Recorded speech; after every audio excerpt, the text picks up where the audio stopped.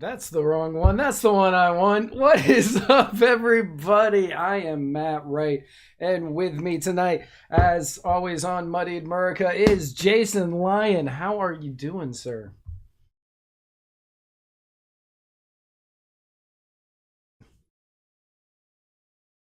They can't hear you. Hang on one second. Yep, they can't hear you. Now they should be able to hear you. Okay. There Can it you is. guys hear me now? Perfect. So, I'm doing great. It's always great to sit down and parse through some interesting topic as they come through, right? I think everyone should remember our first Muddied Murica when it wasn't even named Muddy Murica with Kyle Rittenhouse. That debacle was That amazing. was So I'm excited to dive into this tonight. How are you? I am doing well. I went to a Portillo's just opened in St. Pete, so I had dinner at Portillo's, and so life is good. Life is good. Life is great right now, Life is just. unless you're a driver in Tennessee. I mean, is it really that bad though? Nah, no, it's not. Right. But it's,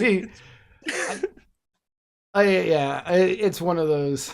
God, there's so much to go over on that. God, just let me do what I'm trying to do, computer. Okay, that's just how it's gonna. Yeah. So for what's up, Kenny Johnson? Yes, it is me. Yeah. So for anybody who doesn't know, this is Muddied America, where the brains behind Muddied Waters of Freedom and the looks behind the bearded truth come together. Come together, and we really kind of dive in on one issue to give it the Muddied Waters treatment in both the good and the bad. So, yep. somebody offered. Who was it that initially tagged you in that? It was Kenny Johnson, the guy Was who he? Oh, it was said Kenny it was Johnson. you. Okay, that's who I thought it was, but I don't want to like jump out on a limb and say it. Kenny Johnson saw an article about a new law that has been passed in Tennessee, and they're just waiting on Bill Lee, the governor, to sign it, which all signs point to it's getting signed. Yep. So we're going to go into that law, and it's not really. It's not. It's sort of updating verbiage of an old law. Oh, you know what I totally forgot to do? I made graphics for today, and I don't We know. have graphics. This is for people who watch my show. They're like, this is like a huge step up. Like there's moving things in the background. There's titles under people's names. Like this is phenomenal. And then we have graphics. We've got graphics. Look at that. Yeah, I'm gonna Graphicing. get rid of those. Bad things happen on my computer, and now I'm just like I'm just moving things around, hoping everything works. Okay, so for anybody who is unaware, Tennessee has some of the strictest drunk driving laws in the nation. I speak from experience. They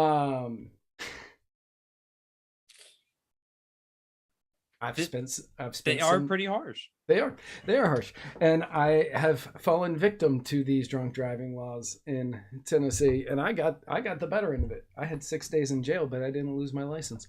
Wow. Yeah, you lucked out. I did. It also never hit my insurance because it got counted as a reckless driving. So I had a reckless driving on my insurance, but I didn't have a DUI, so that saved me thousands of dollars. Yeah, no, billions upon billions of dollars in the current world of inflation. Yes. So currently, it's insane. Currently, if you get your first DUI in the state of Tennessee, and just so everybody knows, a DUI counts as anything above a 0.08 blood alcohol content, which I also like to refer to that as fundraising. 0.1, okay, maybe an argument, but we'll get deeper into why that shouldn't even be a thing later. But if it's so subjective in every way on that, because it's like you have people that, let's face it, there's people that live with alcohol a lot, and when they're at 0.08, it's just the same as if they were sober. Right. And then you've got some people that never touch alcohol and they get to 0.02, and it's just like, you're questioning if they're going to make it. Yes, I've seen it. It's rare, but I've seen it. Yes, I have absolutely seen it. And it, like, so I'm certain everybody knows already that I don't drink anymore. I'm like doing all of the stuff I should have done before the show. Move you down, make it so your head doesn't look so big. But yeah,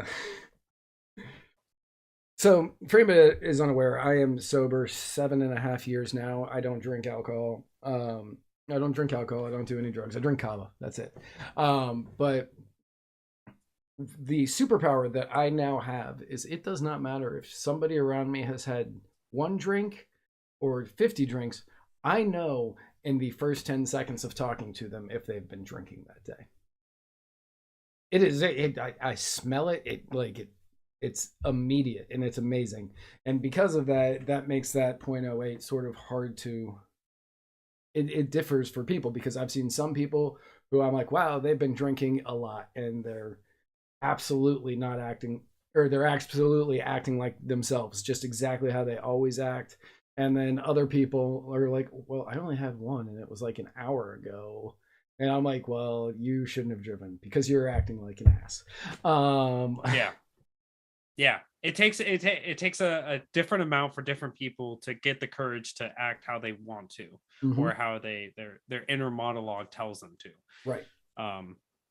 It's incredibly subjective, but that's what they picked. Yeah. So it's completely subjective. If you go online, which I've read multiple times in the last couple of days, 0.02, they had something of you might start feeling a little looser. 0.05, your timing starts to slow down. 0.08, something else. Like, and they have like lists, but it's not the same for everybody. It is different for every single person on the face of the planet. But if you happen to have passed the 0.08 arbitrary number, you have a minimum of 48 hours up to 11 months, 29 days for anybody who is on their first offense. So anywhere between 48 hours to just under 1 year. Automatic. Just 1 day shy. What? That's so frustrating. A 0.2. It feels like a car salesman. It's not $12,000. It's $11,999. No, it's not a year. It's 11 months and 29 days. Oh, thank you. Thank you for my day back. Thank you for giving me 1 day off. But so if you go above a 0.2, and this is weird because so it used to be double the legal limit, so 0.16. But apparently now it's 0.2 or greater, minimum jail time, 7 consecutive days. Fun fact, when I got my DUI, the reason I know that it used to be a 0.16 is because I blew a 0.159. Saved you that 0.01. You're right. I got 6 days. It's also interesting because I was looking into this a little bit, and what's interesting is if you get those 48 hours, mm-hmm. it's not that you get sentenced and you immediately go in for those 48 days or 48 hours. Sorry. The judge will oftentimes be like, hey, go get your stuff handled. You've got 30 days to turn yourself in. And then you serve your 48 hours consecutively. So it's like, all right, well, I'm going to go take care of my business on a Friday, come in, do Saturday, Sunday, get released on Monday. And that's what I did. So I went in, the judge was like, okay, you have to turn yourself in by this date. And it was a Saturday by noon was when I had to turn myself in. So I turned myself in Friday night. I had to work Friday during the day. And I got off of work about 9 o'clock at night. So I guess not day, but whatever. I was waiting tables. I got off at like 9 o'clock at night. I went and I had some drinks, and then I went and then I turned myself into jail because I figured it'd help me sleep the first night. If that wasn't gonna do it, Bubba might have, but I understand. And so they were like, you just have to have yourself turned in by then, and then you can serve your days. So I was like, okay. So I turned myself in Friday night, and the first 2 days I had to go through alcohol class, which they did in jail, which really made those first 2 days fly by. After that, it was not flying. Yeah, mind numbing. No, yeah. It was very mind numbing. But they say that you will have your license revoked for 1 year, unless you are lucky and don't get a DUI and instead get reckless endangerment. Yeah, that's right. I got reckless endangerment, not reckless driving. So nothing hit my insurance. That's amazing. Yeah, I got really lucked out. I really lucked out. My lawyer was great and worth every dime that I paid on him. 0.01 away from double the legal limit. Yep.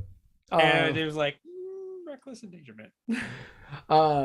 You will be ordered to participate in an alcohol and drug treatment program, which they will give you in jail, by the way.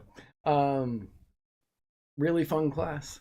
They do this thing in this class. Man, I'm gonna have so many side stories to this one, to this to today's topic. This is the Meet Matt Wright's history hour. So in this class, there was like 40 of us in there because this was Nashville and everybody drives drunk. We're gonna get into later how less people are getting caught.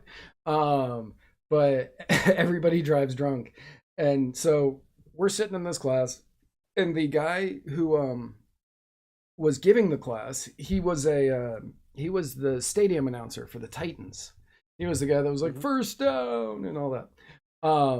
So he was like, okay, I want you to figure out how many drinks you had that night. So I tallied up the large number of drinks that I had that night, and then he goes, okay. And then after paying the court fees, the legal fees, the insurance fees, everything else, I want you to figure out how much each one of those drinks cost you. And people were like, well, that each drink cost me $300, or each drink cost me, $500, just kind of depending on how many they had to drink when they got pulled over and what kind of deal they got. And so I tallied everything up. And at the time, I didn't know it wasn't going to hit my insurance, so I included $10,000 in insurance on it. And he goes, how much did each drink cost you? And I said, $81. And he looked at me and goes, that can't be right. And I was like, no, I'm pretty certain it's right. And he goes, $81? And I said, yeah. And he goes, how many drinks did you have? I said, well, I started drinking because that was on a Monday. So I started drinking at like noon, because we were closed on Mondays, so we treated it like Sundays. I started drinking at noon, and we hit 3 bars before 4 o'clock, and then we went back to our bar that was closed, and we were drinking there for free, and that's where I started to lose track. And then we went to a different bar, and I stayed there until about 2 a.m., but I had stopped drinking at 1, which is why I thought I was sober enough to drive at 2. And he went, how are you alive? And I said, I don't know. People ask me that all the time. And so, yeah, 81 bucks a beer, or 81 bucks a drink was what I got. But fun class. I learned a lot in that class. I feel like you learn. I think we talked about this before when we talked about, I think it was on my standalone show. I had you on for criminal justice system. Yep. And we were talking about marijuana, and you were like, yeah, you learn how to avoid the system more than you learn about how drinking is bad. It's like, yeah, taxpayer dollars at work. You will get about $350 to $1,500 in fines. That's true. That's hard to get out of. And then when you add up towing, bail, attorney, high risk insurance, court costs, school that you have to go to, reinstatement fees, your first offense could cost about $5,000. And that's just your first offense. That's your first offense. This is, and I think it's important that when we talk about all of this stuff, you had said on your story, and this is the story that a lot of my friends that have gotten DUIs, I thankfully have never had an opportunity to go through this, is that nobody plans on going through these DUIs. Nobody plans on getting pulled over. Nobody plans on a lot of the stuff. They may plan to drive after drinking. They may feel fine, but the thing is like these things are, when you're in those moments and you're like, I have to drive, I have to get home, I have to go to work, I have to do this, that, or the other, whatever it is. You know, in Tennessee right now, it's 1 out of 3 people they believe to be dependent on alcohol in some way in their livelihoods.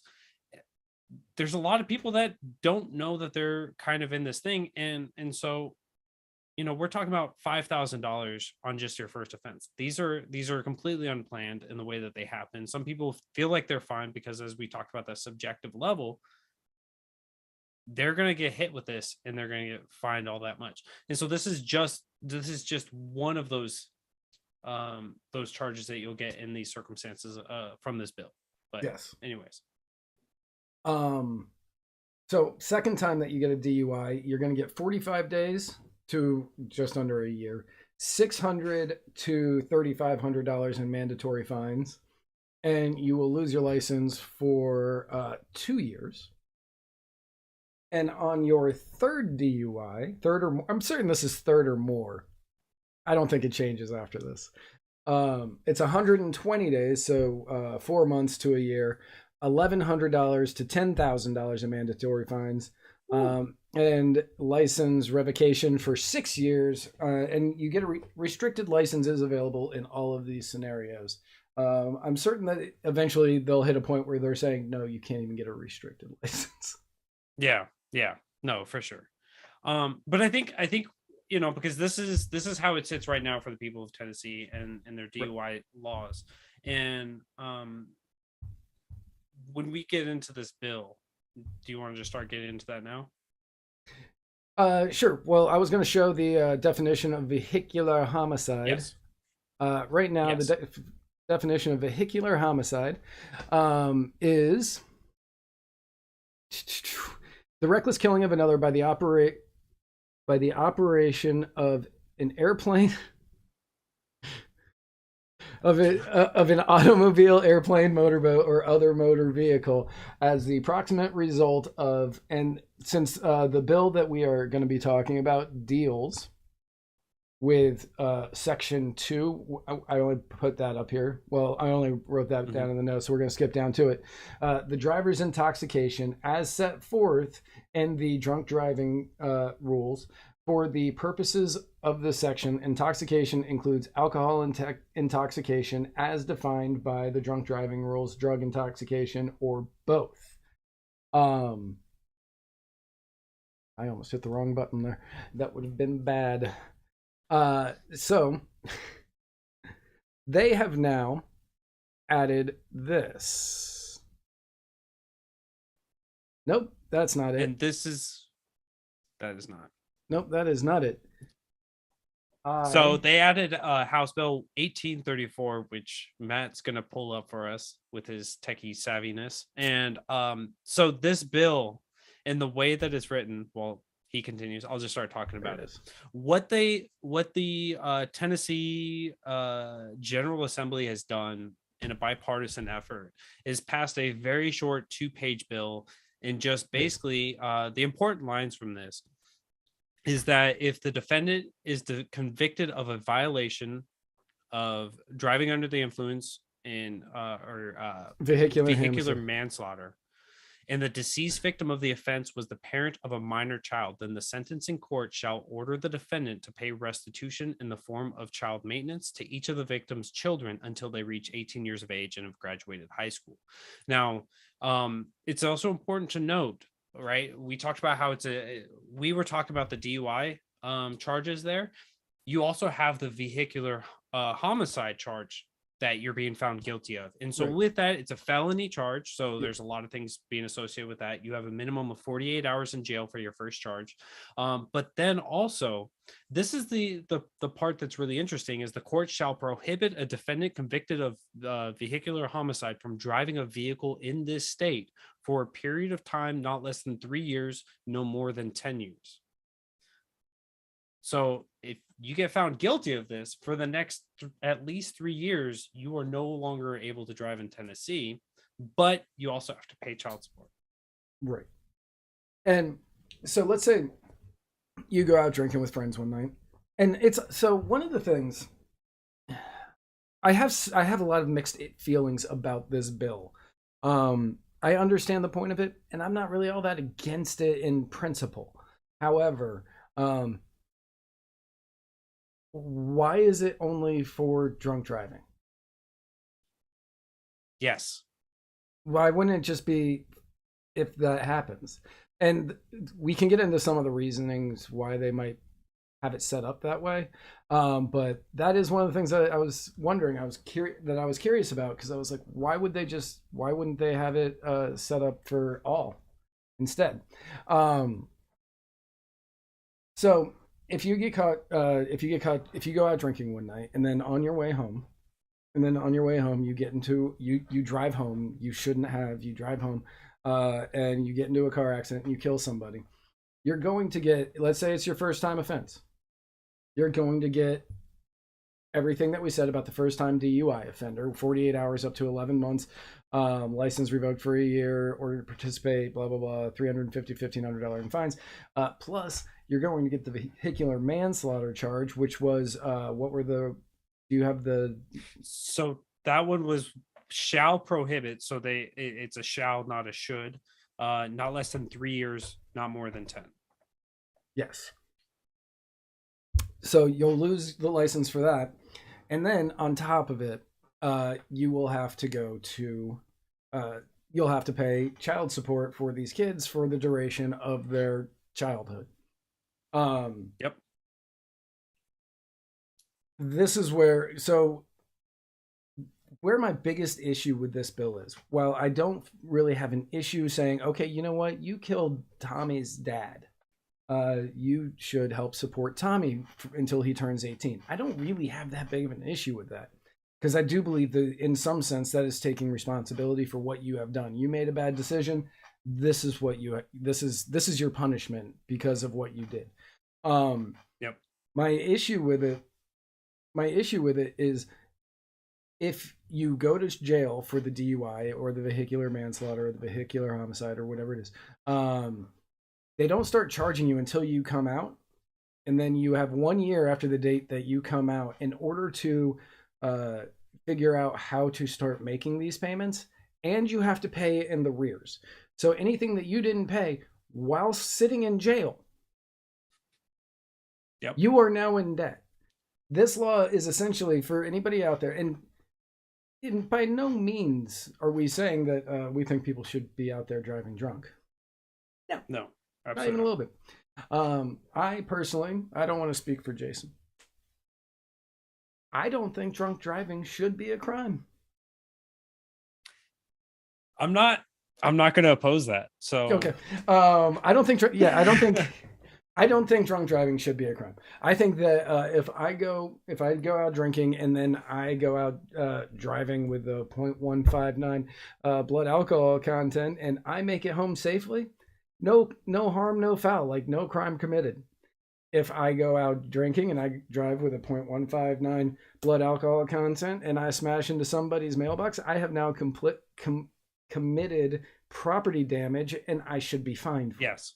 I should get in trouble for it. If I crash into somebody, vehicular manslaughter. I think that those punishments do fit. I don't think driving while drunk, driving under the influence, when you haven't done anything, speeding doesn't count, by the way, to the officer that arrested me. Got me going 35 and a 25. Sneaky guy. Got him. But I don't think that that's actually committing I don't think you're committing a crime up until something happens. Yeah, it's the action upon somebody else's person or their property that's the issue. And of course, we know that the state wants to try to mitigate and try to prevent anything from happening in these instances. I think it's also important that when we talk about this, looking forward thinking, right now we have kind of a huge national push for marijuana, for cannabis, for whatever you want to call it. And we're also other drug substances will be down the pipeline soon if libertarians have their way. And so this the DUI is also drug intoxication. Right. this is another opportunity for them to have another weapon in that. It may be another scare factor. There's a lot of there. It seems like it's a protective push. Meanwhile, when we look at the structuring as a whole, there's an aspect to this that I think it sounds terrible in the way that you have to lay it out, but the child support as it's set through this process is not based on the defendant or the accused in this circumstance. It's actually, the child support is set based on the child and how they live their life, which would mean that if you were a risky person who wanted to mitigate your risks, you would drive in a poor neighborhood rather than in a rich neighborhood, because Yep. I'm a terrible person. Okay. As somebody who is a very seasoned drunk driver, not for 7.5 years, so I can talk about this stuff. Like, just so things you learn in this class is, on average, somebody drives 500 times drunk before getting caught for the first time. 500. I destroyed that average, just so everybody knows. I destroyed. No, you're the reason why it's 500 and it's not like 200. You caused that. I am that average. Because I tried to figure it out, and I was like, man, in the last year, that's like 4 times a day. That's like 4 times a day every day for a year. Like, I can't do this math. And for reference, I mean, you did work in the service industry, right? And, I did. And we've all been to different restaurants, and we've seen the Karens coming in. We've seen like the stress load that goes on people. And now that we're in the great, what is it? The great resignation era, then we see how many people don't want to put up with that bull anymore. There's a reason why the kitchen staff drinks and smokes and does cocaine regularly. On shift.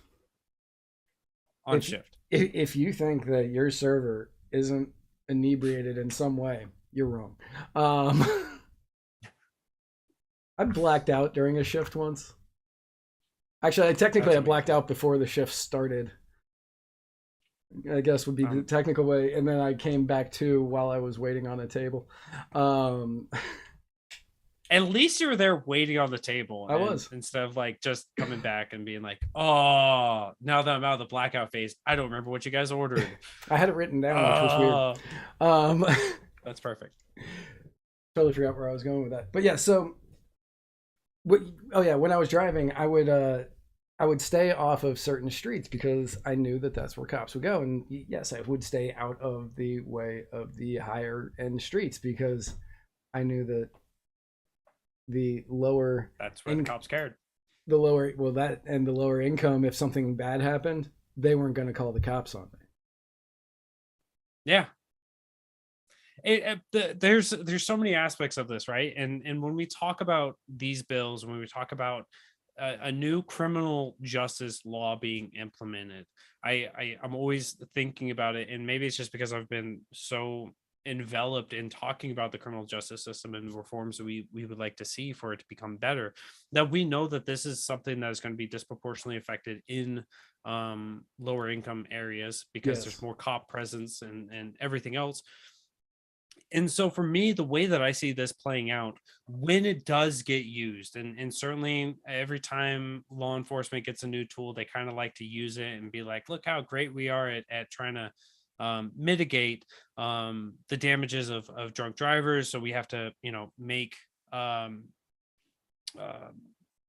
make it known about the situations, the first couple ones when they go through, that, this is going to destroy somebody's life, make it to where they can't get a good paying job, and then the child support that ensues ensures that they will never be able to get out of these holes either.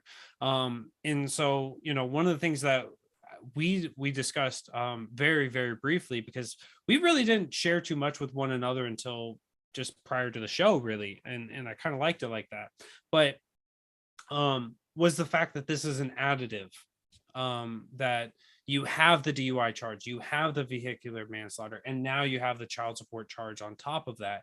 And when you have those as a stacking thing, it makes it to where, in my opinion, and certainly, right, we care about the parents, we care about the children, we want people to be taken care of, but the system and the way that it's structured makes sure that the children aren't taken care of, the parents are killed, which is a horrible tragedy, and then the person who was driving drunk is now also disposed of effectively because they're incapable of taking care of this stuff. And being unable to pay child support eventually becomes a criminal issue. Yes. Especially when a judge has ordered it in such a way. So I don't see, I see this as a good intentioned law that they want to try to prevent people from drinking and driving. But like what we said, people are either comfortable and alcohol doesn't affect their body nearly as much as what the law thinks it does, or B, they're kind of in a situation where they didn't plan, they don't think that they're drunk, etc., that these are not planned events, and then we just completely disregard that person for the rest of ever from it. Right. So it's a horrible situation through and so before we go in a little bit further, Jimmy Lee has a good question. He says, why do we need further laws? Civil lawsuits are still on the books. Yes, but here is their reasoning behind this. I don't want to say that they think people are ignorant to the fact that those are available, but that's sort of the impression that I'm getting, because it is written into the law that if there is a civil lawsuit for a wrongful death or anything like that, that the victim's family wins, this law is null and void, and they don't get the monthly restitution. So I believe that this is sort of a protection for anybody who doesn't understand that they can do things like that. Yeah. It could be a way to try to clear up the courts a little bit, to be like, okay, look, they're going to be paying you monthly until your kids are 18. They're going to be paying you monthly until your kids are 18. Or you can take them to civil court and get all of the money up front, or you can have it spaced out where you would just get a check every month for the next however many years.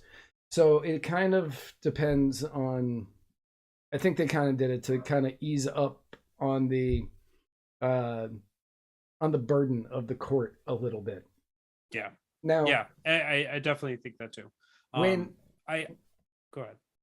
When Representative Hall, the person who wrote this bill, when it got passed, he said this is going to cut down on a lot of people going out and driving drunk. They're going to know that this is a possibility, and they are going to decide not to do it. And I am here to say, no, that's not true.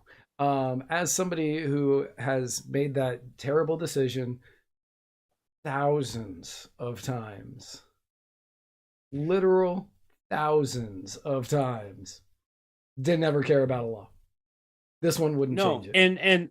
And I think that also, like, looking at the state of Oklahoma is important, because they have the highest rate of people on death row in their justice system across all 50 states. So you have the highest per capita of people on death row. I think it was a number like 1 in 9. Just an insane number of people on death row. It doesn't stop people, even when you say your life is at risk by breaking this law.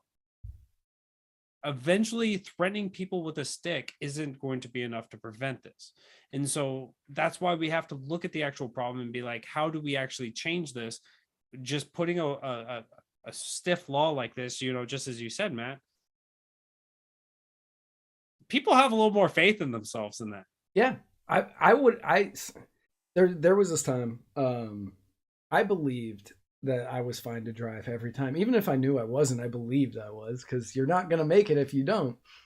And Kenny Johnson says best thing to do is not do it. Yes, that's true, but you are already in a state where you're not making the best decisions, so you're going to do things that are dumb, which is why you're not going to think, you know what, I would drive home right now, but I don't want child support for the next 18 years. You're thinking, what are the odds that that's going to happen? And there was one time in my Exactly. life, out of the literal thousands of times that I drove drunk, not the time that I got arrested for it, another time that I I scared myself into not driving drunk for a little bit. It was like 6 months after this because I almost T-boned somebody. I They sped up just at the right time, and instead of smashing into the side, I saw their license plate as it passed me. Like I could have read it. Oof. I ran right through that red light. So it's not the laws that's going to make people do it. However, fun stats to share with people is in the last 10 years, oddly enough, since I left Tennessee, um, drinking and driving has gone down 27%. That's amazing. 27% since I left Tennessee. Now, oddly, the same year that I left Tennessee, I left in June of 2013. I couldn't remember if it was June or July, but I was here in Florida for 4th of July. That's the only way I remembered it. In June of 2013 was when I left. By the end of 2013, Lyft, the ride-sharing app, had come to Tennessee. So in Nashville, where I lived, getting a cab took hours, literal hours. You would call a cab at Yes. 2, 3 o'clock in the morning whenever the bar would close, and they'd be like, all right, we'll be there whenever, and you might still be sitting there at 4 a.m., 5 a.m. So by then you're like, screw it, I'm driving, I don't care. Which happened to me numerous times. I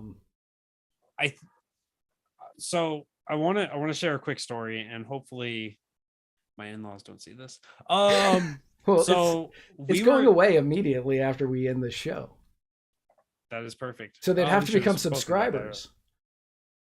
Yes. And I think that they would, if they found out about this, they'd probably want to watch. But so I was living in southeastern Connecticut, and we were given Boston Red Sox skybox seats. I forgot who they were playing. Doesn't matter. So, yeah. So me and my wife, we're going to go out there. And I said, this is going to be my first Major League Baseball game. This is going to be my first time in a skybox. And I'm sure it's going to have a bunch of tasty drinks there. And so I was like, if you're cool with it, we were dating at the time. We weren't, it was kind of early on in our relationship. I said, hey, do you have a friend that can drive us? They have to be able to drive stick because my car is a stick. She says, I've got just a friend.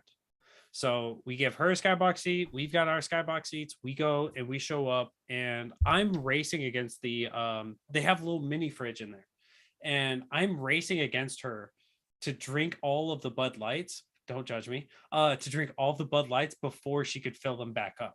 Like, I am downing these things. We got through in between the third inning and the seventh inning stretch. I drank at least like 19 or 20 beers. And then we decided it was time to go. So we didn't even stay for the whole thing. Did I lose you? You froze for a second, but you're back. Okay. So I drove, or I drank an enormous amount in a very quick recession. And then we're like, time to go. I was not walking straight by any measurement. The world was spinning, and because it was a globe. But we get to the car, and she was incapable of driving the car. My wife had never had any experience driving the car. Now we're in Boston. Every hotel in the area is booked, already filled up. Yep. What is a man to do in that circumstance? Well, keep it between the navigational beacons and head on home. And that's what we did. I couldn't walk straight. I fell out of the car, getting out of the car. And so, terrible decisions were made. I knew that my life would have been ruined if I got into a bad car accident. I could have killed people. I could have killed myself. I could have killed my girlfriend, could have killed her friend who couldn't drive a stick. But the law wasn't a concern in that moment. It was about survival and about a place to sleep. Right. And so oftentimes when we talk about laws, the laws are written black and white, right? When you have vehicular homicide, you will have 3 years, no more than 10 years of a suspended license. You cannot drive in Tennessee for that time. Right. It doesn't matter what your circumstance was, why you were driving. Well, you could have Jason, you just could have called an Uber and spent 10 grand driving from Massachusetts back to Connecticut. No one was driving that. Couldn't get a taxi, couldn't get anything. Oh. Yeah, that's a situation that a lot of people have come up with. Like, and the Uber, like finding that, like that's a rare situation. I found myself when I was living outside of DC in Northern Virginia, I found myself really drunk in Baltimore a lot, usually at Orioles games, and there were levels of my drunkenness, and it was like wedding drunk was the peak. That was Matt at a wedding, especially an open bar wedding. That was, you're not going to see that ever. Just underneath that is baseball game drunk, and then New Year's Eve drunk, and then any random Friday night comes after that. But like I would win because as anybody who's been to a baseball game knows, they cut off beer sales in the 7th inning stretch. So once the 5th inning started coming around, every beer vendor that would come by being like, beer here, Bud Light, Miller Lite, Coors Light, whatever, I would say, hey, give me 2. And I would just stock up. And there were games that I had 20 of them under my seat that I had to drink between the 7th and the end of the game. And I would. Yeah. And then I would drive the 2 hours back home. I wish the Boston trip was 2 hours. It was like 4. Yeah. Yeah. And I mean, again, like these are decisions that I made when I was really dumb. And it took a lot for me to get to the point where I was like, you know what? I can't keep doing this because I will die because I make terrible decisions when I'm drinking. But if any of these laws had ever been in place, it wouldn't have stopped me. Nothing was going to stop me. The only thing that could have stopped me was myself. And that is how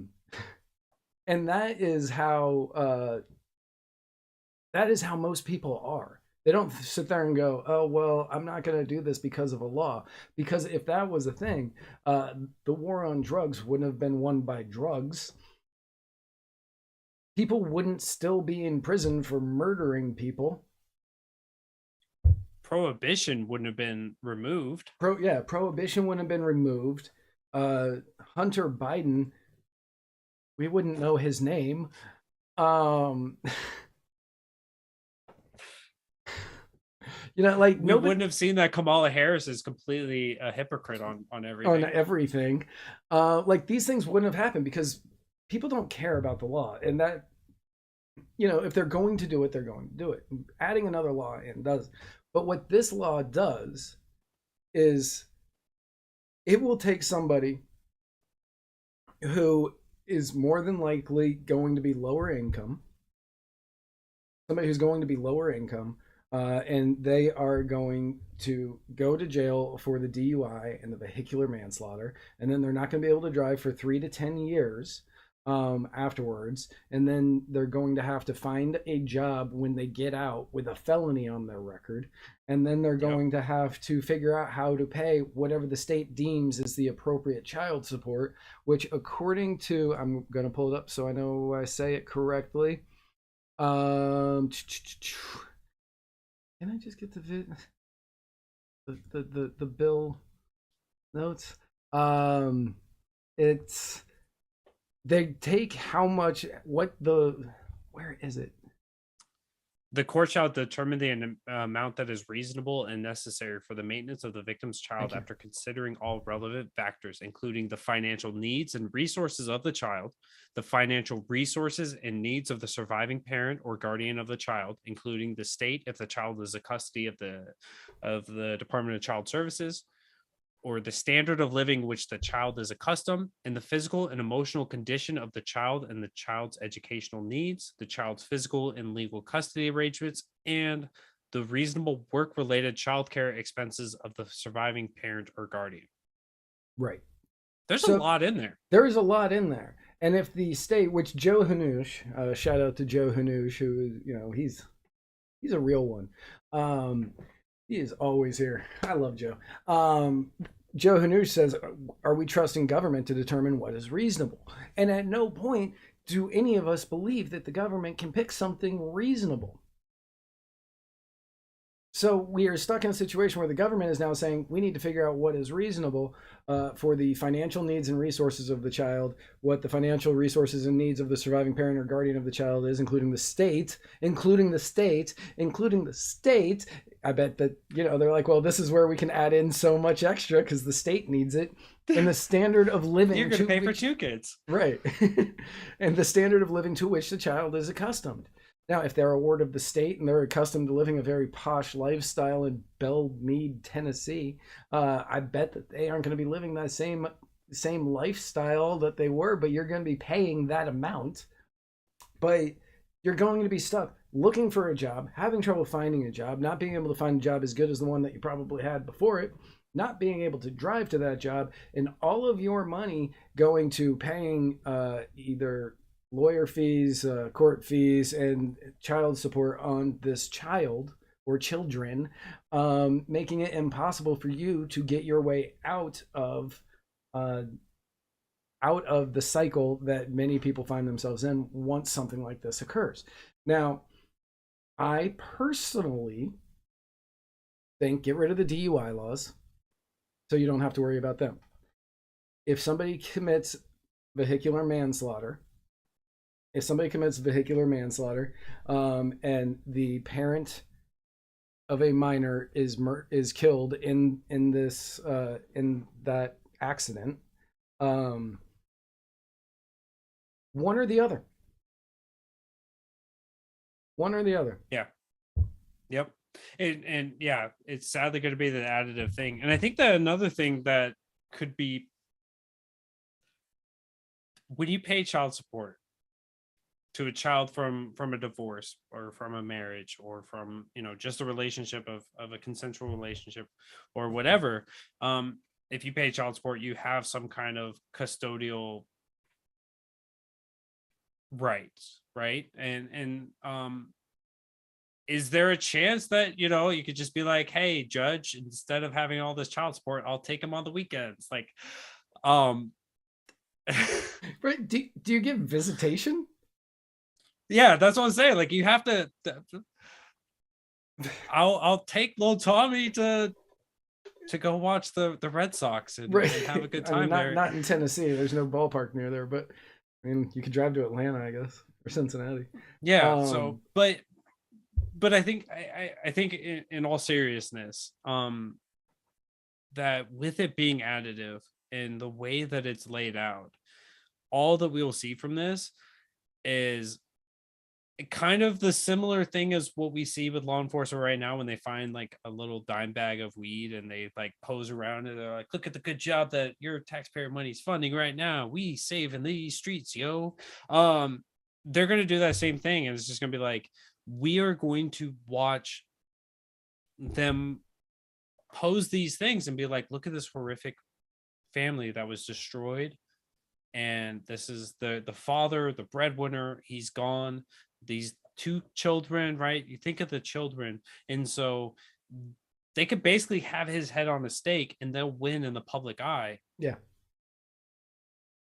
And nobody will care. And I think that it really, it goes away from what my values when it comes to the criminal justice system of is you want to be able to actually prevent laws. And we know that the laws aren't, or prevent crime. And we know that the laws aren't actually structured in this way, aren't actually going to prevent it.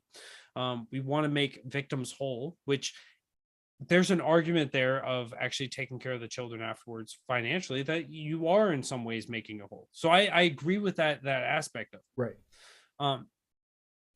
But it's also is to be able to enable people who've done wrong to be able to live a better life and to learn from those mistakes. And so I think it really, on this bill, it only hits one of the three.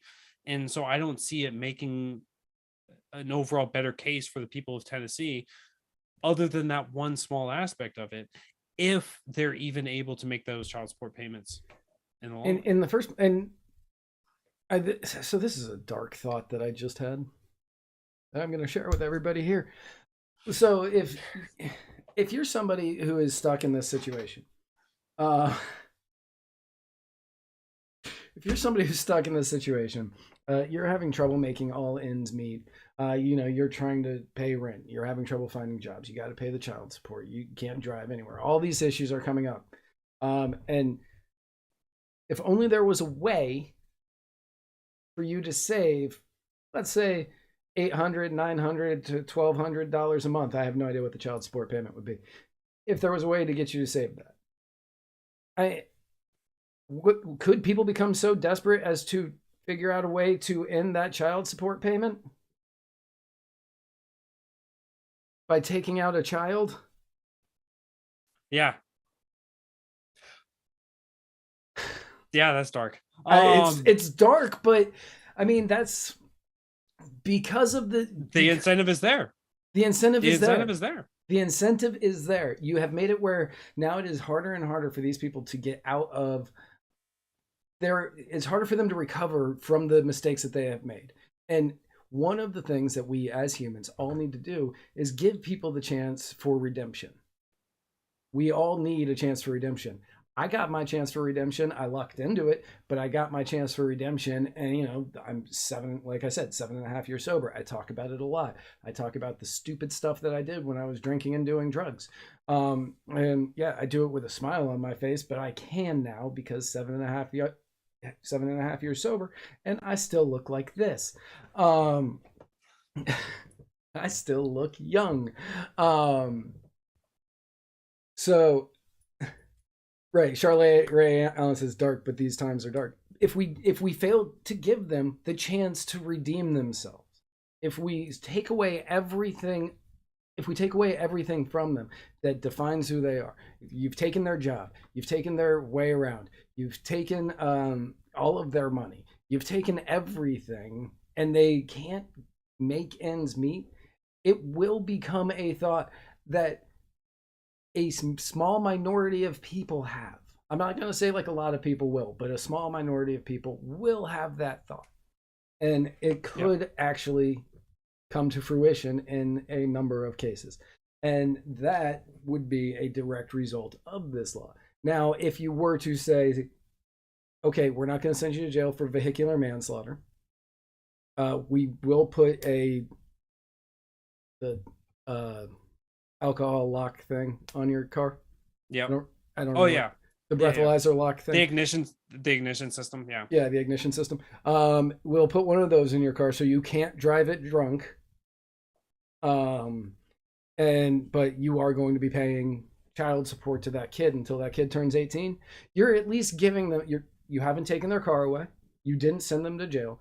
They don't have the felony on their record. Give them the felony if they don't meet if they fail to pay the child support.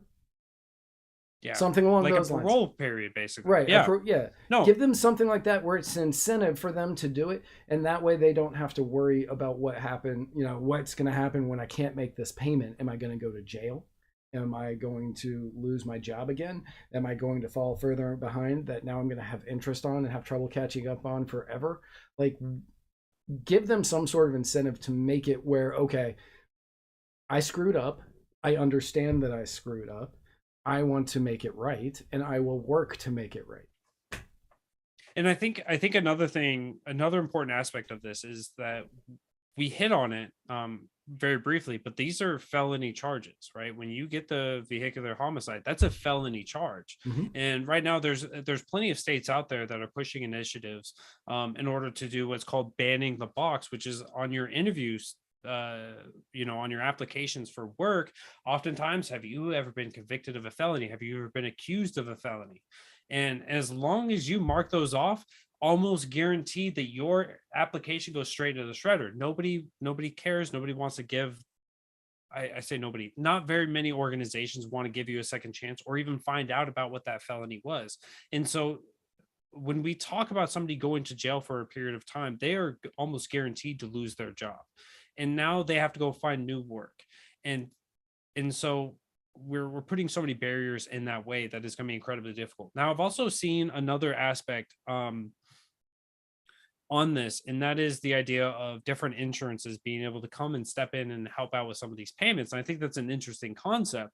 I don't think that if I was like SR22 insurance is something that's required when you have been hit with a DUI in the past. You're basically required for X amount of months, and your prices are exorbitant. Is this something that, you'll be on SR22 and SR22 now has to pay your child support payments, and then basically you're stuck on this for even longer period of time? So if you have to pay child support payments for, say, six years, right? It was a 12-year-old child. So you have 6 years. Are you going to be required to do SR22 for the next 20 years in order to pay for that if the insurance was going to come through? I think that there is an opportunity for there to be somewhat of a market response on this. But I don't think as we know, when government makes rash decisions, and it really does look like this bill was not fully developed and not fully thought out, that eventually the market will be able to help respond, to be able to help give people second chances. So I think there's a lot of organizations out there in that. But so Joe Hanush just said, I must have missed it. What's SR22? Okay, so Joe, SR22, as speaking from somebody who's had it, oddly enough, when I had my SR22, I got it and I wasn't driving a car for why I had SR22 in the state of Virginia, in the Commonwealth of Virginia back in the day. I'm not sure if it's still like this. If you got a possession charge, you got an SR22. So I got busted with a dime bag of weed, a literal dime bag of weed. And I was on probation for 2 years, and I had an SR22 for 4 years. It's considered high-risk insurance. You're somebody out there who's going to have you're a high-risk driver. And I guess their thought process was, if I had weed on me, I was driving with it. Or I was driving high. I mean, I was, but they didn't know that. Yeah. But so it's a forced insurance that you have to get. That's extra money that you pay every, if you pay however often you pay your insurance. And it's for X amount of years, depending on what the courts say. According to superfan Sarah Anderegg, an SR22 or FR44 can be required even for non-driving offenses like failure to pay child support. So it's amazing the conundrum you get stuck in this, right? So we're going to put you in jail, you lose your job, you get out, you have to pay child support, you can't pay the child support, we're going to make you pay more for insurance, and when you can't pay the insurance, you can't drive, and then when you're just just imagine being in that mindset. Yeah, what other way out other than joining the millions of Americans who've taken their own life? Right. You've left people with no choice. Right. So, and that's the other side. That's probably the more common dark thought that people have over the one that I had. Is the easy way out is just to not be here anymore. So you will, for people who get held up in this law, you will see an uptick in that. And it's not that the law is bad. It's that when you add up every single thing that you are paying and dealing with on top of that law, you now are stuck with this situation.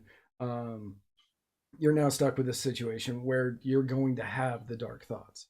And it's going to depend on how strong these people are at that time. And, if you feel like life is constantly kicking you, and these are stories I can get into on a different day because I've been kind of lighthearted about the stuff I talked about so far. like they're hard to get out of. So if you are in a situation where you don't know if you can, get through, and you don't know if you're going to be able to make the child support payments, and you don't know if you can afford the insurance, or you don't know if you can get a bus or an Uber to work that day because you don't know if you have the money. These are thoughts that are going to enter your head. So get rid of the other stuff. Give people the path to redemption. If they have the path to give people a second chance. Yes. If they have the path to redemption while still paying for their sins, I don't see an issue. Exactly. And I think like one of the most impactful quotes that I've ever heard somebody say was, we shouldn't be judged for the rest of our days for our worst day. And thinking of going through a circumstance like that, it's definitely something that people will want to forget. But when you're marked with that scarlet letter, and for the rest of your days, this is something that's going to be hanging over you, and for forever. It's one of those things that will cripple enough people that I think it will lead to mental health and suicides and attempts, and and thinking about this also, because this is such an emotional conversation, this is why people come to a knee-jerk reaction on this. Mm-hmm. Let's say you're a family man and you drive at the limit 0.08 and you get hit with vehicular homicide, and now because of the system you take your own life, and now it's not just their children that have been affected by it, your children, your family, your well-being, and everything else. So not only that, but if is it this one? Alcohol dependent on, or is it this one? So intoxication includes the alcohol intoxication as defined by blah, blah, blah, drug intoxication, or both. What happens if you're, a family man? Prescription. If you get you're on a new prescription, you didn't realize that it was going to make you, loopy, drowsy, whatever, and this happens, and you're stuck. Like, the same thing can happen there as well, and then you are now stuck. You're raising you're trying to raise your family. You're supporting kids from somebody else. You've already spent time in prison. You can't drive. Your wife has left you because she's tired of driving you places, and you complaining that she has to drive you places. And so there are so many different ways that this can affect people. Like, everybody looks at it and they're like, good, this is exactly what we need. That'll stop drunk drivers from doing this. One, no, it won't. Two, it's going to affect so many other people than just drunk drivers. It's going to affect people who don't understand what their medications. This is going to affect, I could see this affecting numerous senior citizens. Yes. Numerous senior citizens. Keep grandma away from the wheel, guys. Right. I mean, that's just good advice anyway. But Jesus, take the wheel. No, grandma, don't. He's not in the car with us. Definitely shouldn't be taking those meds. But you're right, though. It's open-ended enough and it's expansive enough to where there's so many opportunities for people to get gotten under this. As people look at things that are legal right now, Delta 8, which has THC in it,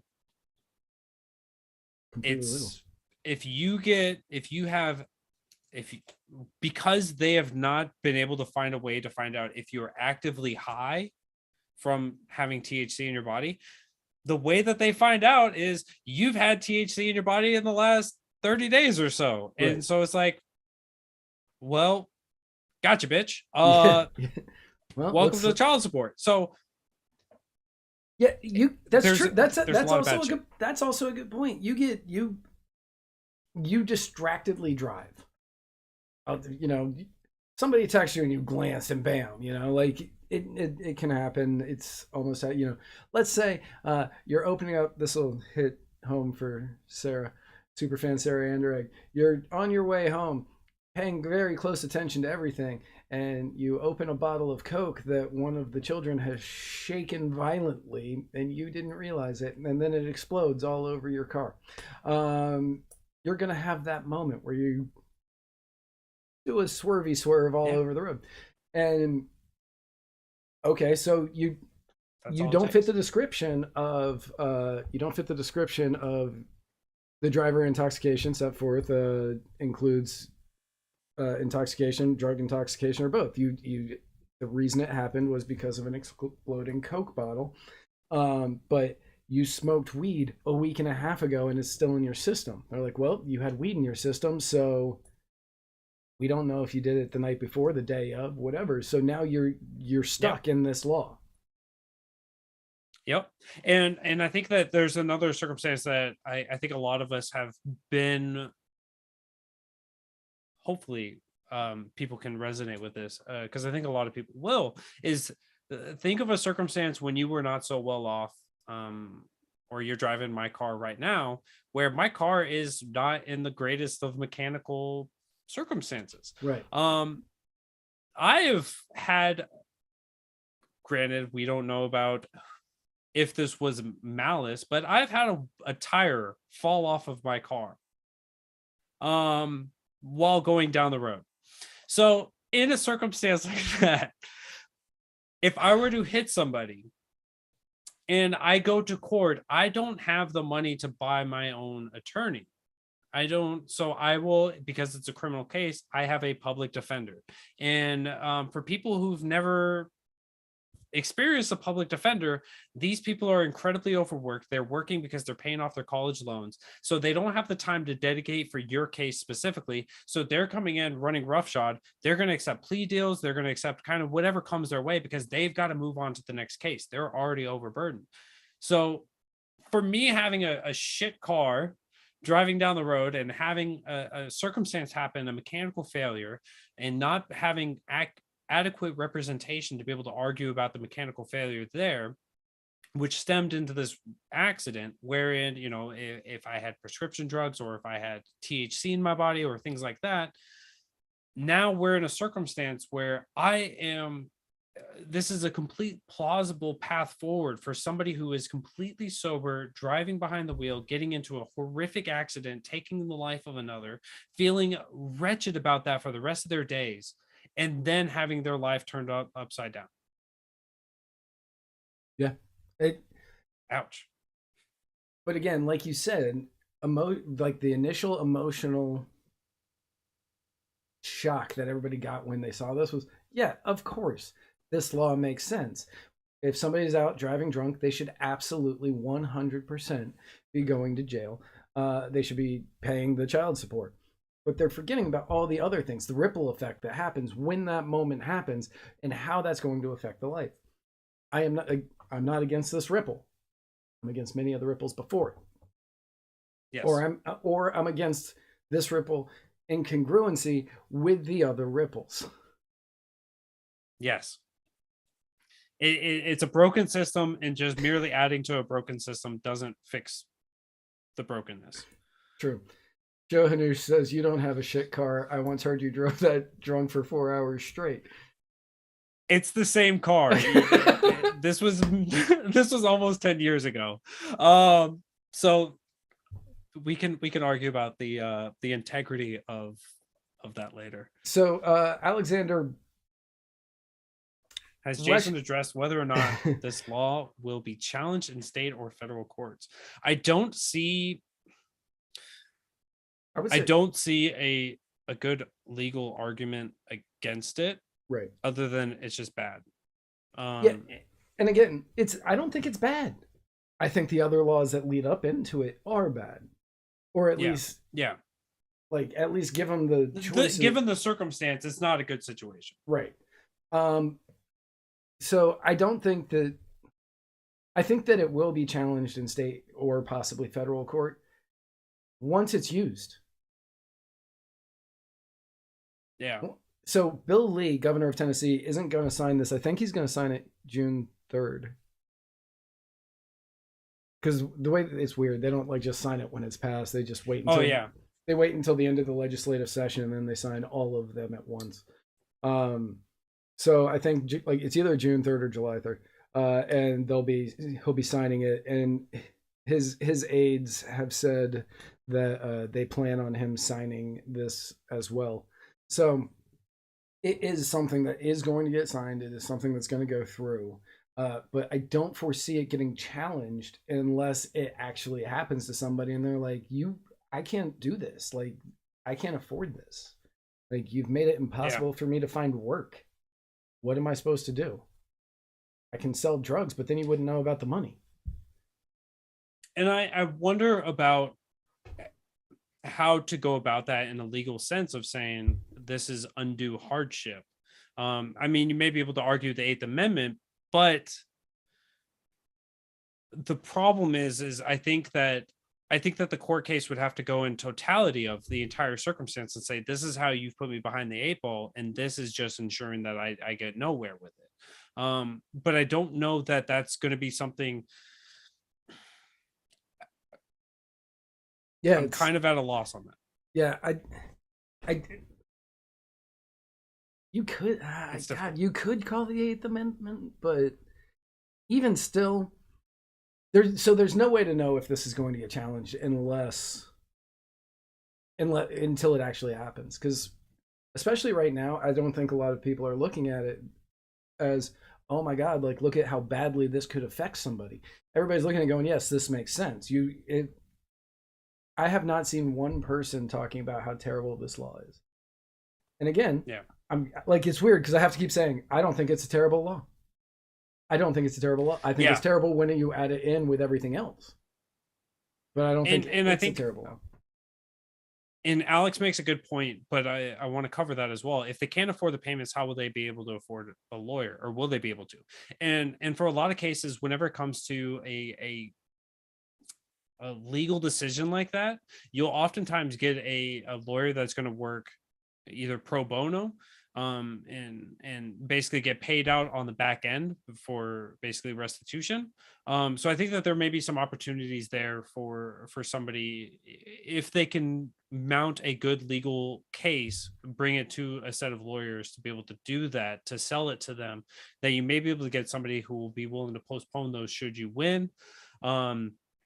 But absolutely true, right? If you can't afford this stuff, you're already way behind, you're losing everything, you're potentially going to jail again.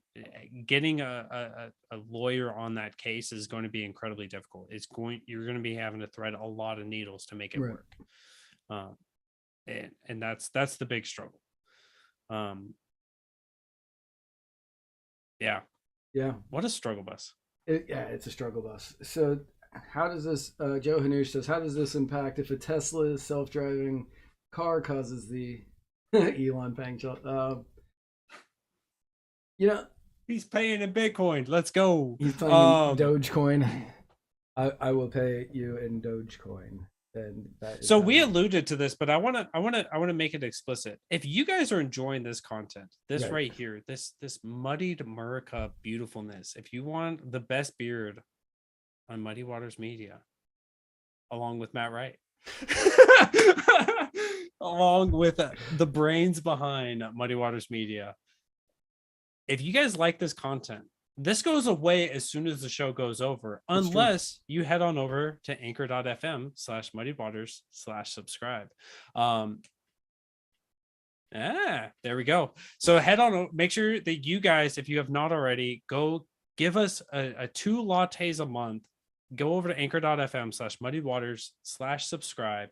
Help us out. Make some beautiful help to us through your contributions, and you guys will be getting this. You will also be able to hop in for our monthly Zoom calls. Muddied Zoom. Matt and Spike, and the Muddied Zoom. When I can get on, I will definitely be there as well. Oh, fun thing that we can announce to everybody today. If you are a subscriber to Muddied Waters Media, if you are using the Anchor.fm app, or if you are using Spotify, you will get all our podcasts in video form. If you are not a subscriber, you only get them in audio. And you guys want to see this beautiful beard when you can. So make sure you guys are getting over there. But I want to make that clear before we ended the show and then it disappeared. Yeah. So I mean, the Joe Hanush really, I think he summed it up very well. Like, do we expect what did he say? Do we expect the government to be reasonable, reasonable, whatever it was? Do we expect the government to figure out what reasonable is? And no, I don't. Like, absolutely not. And even if there's going to be the red tape bureaucratic bullshit that goes into this, where they're going to set up something to make sure that the kids get paid, but they're going to be pulling from that fund, and it's going to get watered down. However, that is like the least of my issues about it. The law on its surface, not a bad law.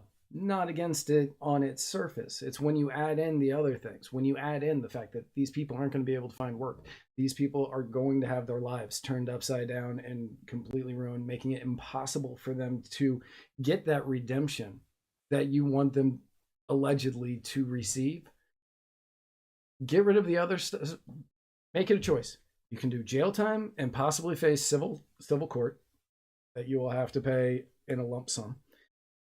Or you can go. You might not be able to drive for a year or something like that. But you are going to be paying child support to these people until these kids turn 18. Make it a one or the other. Don't add it on top of everything else, because you are going to get the situation where you get the family man or the working mom who they didn't understand their medication that day or whatever, and this happens and now they're stuck in this situation. You don't want that to happen. There's going to be negative repercussions from this, and you don't want that to be something that you're dealing with. And then you also could end up with just a lot of people either killing themselves or the children they are supporting. Yep. Yeah, no, I think you summed it up well. It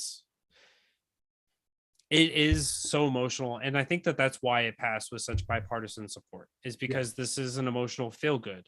And this speaks to a much larger issue where, as long as it emotionally feels good, people will take it in. But we don't have good measuring sticks, I would say, as a society, as a culture, on what good legislation is, which is why you guys have to keep tuning into Muddy Waters Media so you can keep getting those measuring sticks. Because we'll keep you guys on track. Right. And when Jason texted me on Friday, I think, and he was like, "Hey, do you want to talk about," or on Thursday, whenever it was, "Hey, do you want to talk about this new Tennessee bill?" I saw it and I was like, well, God, I don't know. Like, it seems like something that seems like a good, like, even me, immediately the emotional connection hit, and I thought, okay, yeah, I mean, we can talk about it, but I don't see an issue with it, like, on its surface. And then as I started doing my research into it and figuring out everything that was added onto it, it just seemed like, this is going to, as Tony Mackin, who will be able to watch this on either anchor.fm or Spotify later, she said, feel like this is just another version of class warfare. If a poor or working class person falls under this law, then most likely will completely ruin them forever, whereas someone with money will not be as affected by monetary punishment. Not saying that the poor person shouldn't be punished, but the likelihood of them paying at all is slim to none.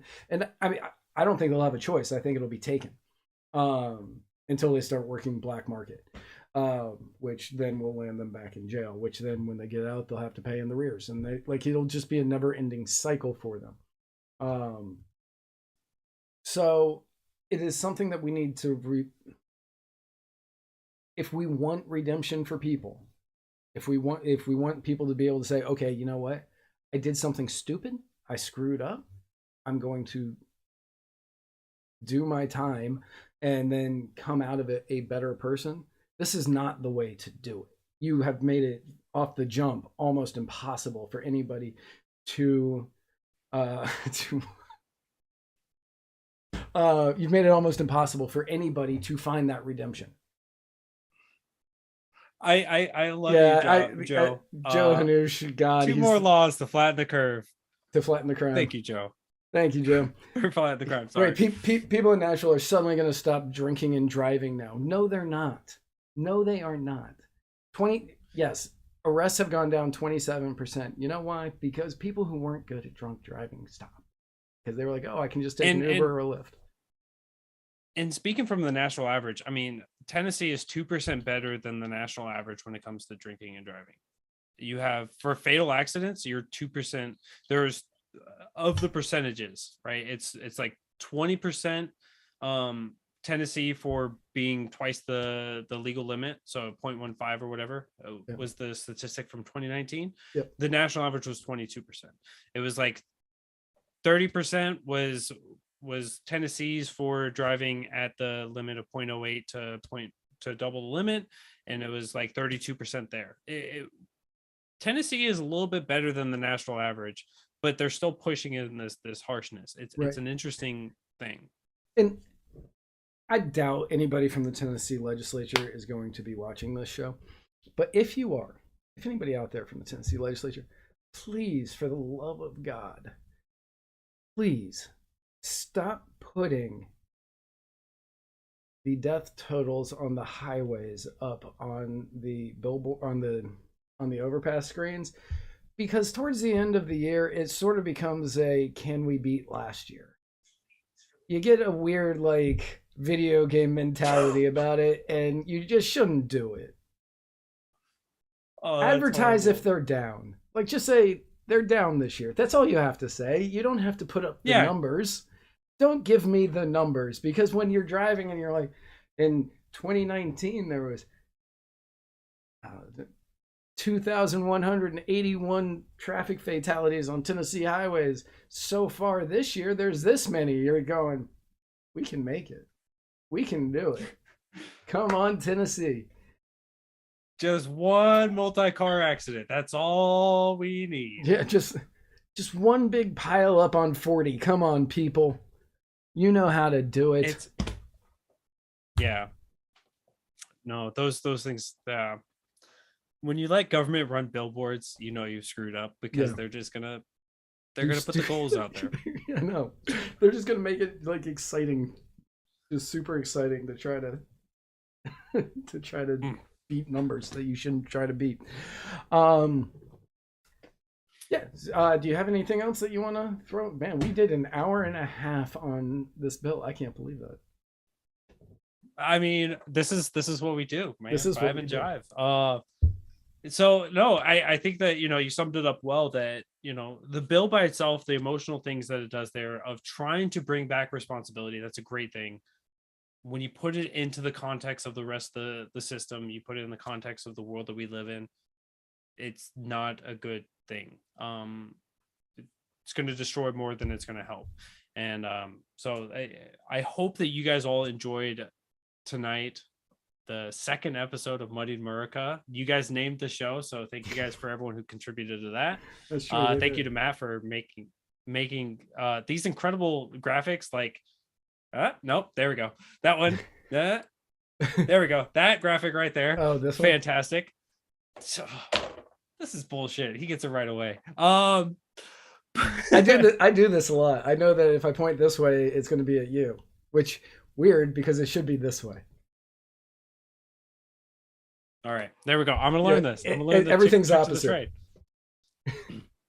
But I hope you guys enjoyed tonight. I never be afraid to do what Kenny did and just comment and be like, what's your guys' thoughts on this? Me and Matt love doing this. He actually likes me once in a while enough to sit down and burn through an hour and a half of his night. And so I'm not gonna love you guys. I have a lot of fun preparing for these, instead of like searching for stuff to talk about and like kind of touching on issues. I like to be able to do a dive, but over the course of a week, I'm like, okay, let's talk about the big things. We'll touch on them, and that's it. It's fun when somebody like Kenny says, hey, what do you guys think about this? Because that gave me a chance to go, okay, let me read into this bill. Let me see about what other laws it is being added to or taking away from. And then kind of going from there to make a rational decision about it. So don't be afraid to reach out to us with any ideas you guys have. And I love, you guys see me every Friday at 2 p.m. I love the guests that I have on and talking about liberty issues and everything else. But I truly love doing this as well. Like sitting down and just jiving with Matt and talking about a specific thing and trying to give you guys as much information on both sides of it. This is what I live for. So don't be afraid to throw this our way. But other than that, man, I appreciate tonight. It was a hell of a time. And yeah. All right. So if you are watching this show live right now, it's about to go away. So we will be deleting the show from the interwebs as soon as the show is over. But if you are a subscriber, you will be able to continue to watch it on Spotify or anchor.fm/muddied waters. So be sure to subscribe so that way if you missed any part of the show and you want to see it, you can still gain access to it in the future. And on Tuesday, there is no episode of the Muddied Waters of Freedom. Yeah. I lied. I lied to you all on Friday. I'm sorry. Well, to be fair, I didn't know. To be fair, yeah, Spike is in Kansas and he couldn't get a plane ride until showtime on Tuesday, apparently. So he will not be. You did one from the airport. Now it's time to do one in the airplane. Let's go. Let's get Spike on there. So we won't be doing a show on Tuesday. I have not decided if we are going to do one Wednesday or not. And if we don't do one on Wednesday, Spike is going to be talking with the great. Oh my God, I just blanked on her name. Oklahoma governor candidate. Natalie Bruno. Natalie Bruno coming to you with Spike Cohen. Yeah, she'll be if we don't do the Muddied Waters of Freedom on Wednesday, Natalie Bruno and Spike will be talking on My Fellow Americans. And then on Thursday, you can join me right here for Aaron Edwards and Alex Martin from Float, Flote. And we are going to be talking about the upcoming Float Fest that's going to be going on in Texas. It's going to be a good time by everybody who is there. And then who do you have on Friday? So Friday, I've got Elizabeth Coquiller coming on, and we're going to be talking about activism. Is that how you say what her that name? looks like? I'm hoping so. I think it's Coquillard. Coquillard. There we go. All right. So I am terrible. So, but we're going to be talking about activism in action of how to take your ideas and your theories and everything else and move that to see change within the party, outside the party, and actually make the world a better place. Beautiful. And then if anybody has any ideas that they have that they want us to dive into here on Muddied America, tag either Jason or me in the article on Facebook, or you can email us at muddiedwatersmedia@gmail.com or muddiedwatersofreedom@gmail.com. Either one comes right to me. And just say, hey, do you guys want to touch on this? And if so, we will set up another one of these and we will do the third episode of Muddied America. Become a subscriber. You'll get to be able to access these whenever you want. I have no idea how to close this show out because we've never talked about it. And where we've been, there's no exits. Thank you all very much. Have a great week, and tune in this week for all the new Muddied Waters content, and we will see you again very soon.